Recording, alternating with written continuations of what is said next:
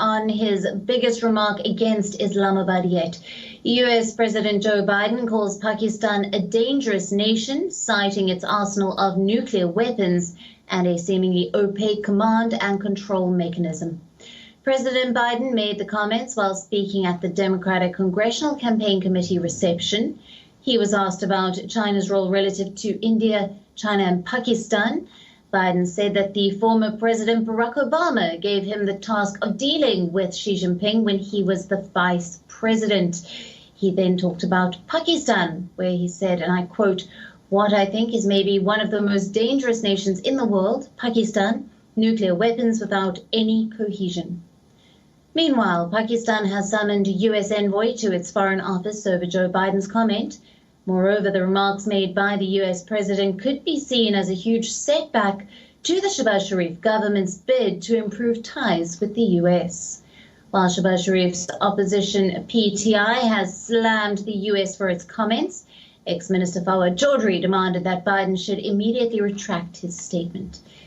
In a tweet, former Human Rights Minister Shireen Mazari said that Biden's quote-unquote rant on Pakistan is not unexpected and that they have been doing it regularly.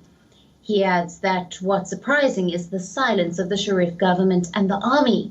Now remember that earlier this week, Pakistan, the once touted key American ally in Asia, was not mentioned in the National Security Strategy 2022.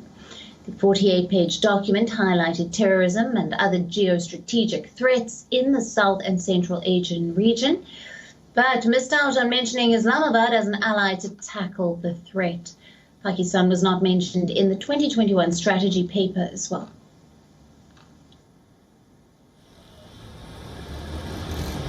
Now, for more details on this, we are being joined by our Pakistan correspondent, Anas Malik. Thank you for being with us, Anas. Now, just how angry is Pakistan with Biden's comments?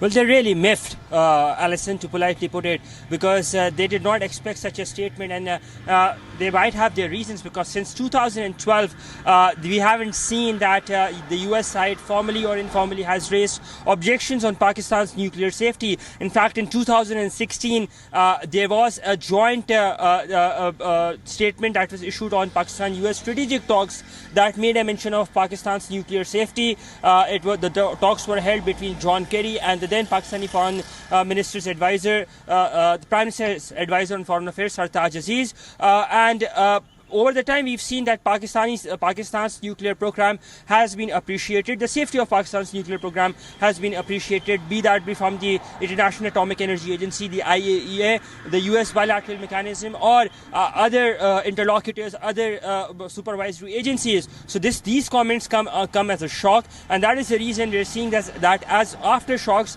the Pakistani administration is now summoning the US ambassador. In fact, if I just talk to you through in a very short while from now, in less than 10 minutes from now, we'd be seeing that the US ambassador to Pakistan would be coming to the Pakistani Ministry of Foreign Affairs, where he will be summoned for an explanation on the comments made by the President of the United States.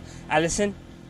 Right, and now, other than summoning the US envoy, what does Pakistan plan to do next? Well, as I said, bilaterally speaking, Pakistan will take up this matter by the summon, but internationally as well, we've seen that a hint of it was given by the Pakistani Foreign Minister Bilawal Bhutto Zardari in his press conference in Karachi, where he had referred to the incident of that missile fire. So they would want to draw parallels that how safe is Pakistan's system and how internationally acclaimed this has been, and that is something that they would be harping on, that they would be reiterating that and getting that across to the international community in hours or days to come. Alison? Right, and Anas, how do you see this playing out domestically for the Shehbaz Sharif government?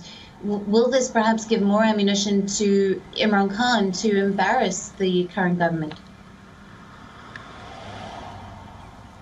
Well, it certainly has given ammunition to Imran Khan to embarrass the incumbent government. We saw a series of tweets coming in from the former Pakistani Prime Minister Imran Khan, where he had first questioned the President of the United States and his conclusion that how these nukes are unsafe, and then he attacked the incumbent government. Now we've seen that those statements that have been coming come in across the board. There is one thing that is there that is underlined. It is condemnation. And then the politics is there. So yes, this would give ammunition to the opposition. But the underlying thing is that while the opposition would want to do politics on this particular statement and would want to embarrass the government, they have seemingly united on one thing, that is to outrightly condemn and call out on these statements as what they say are A, irresponsible, and B, that they are uncalled for. Alison? Right, Nas, thank you very much for bringing us all the latest. We are now available in your country. Download the app now. Get all the news on the move.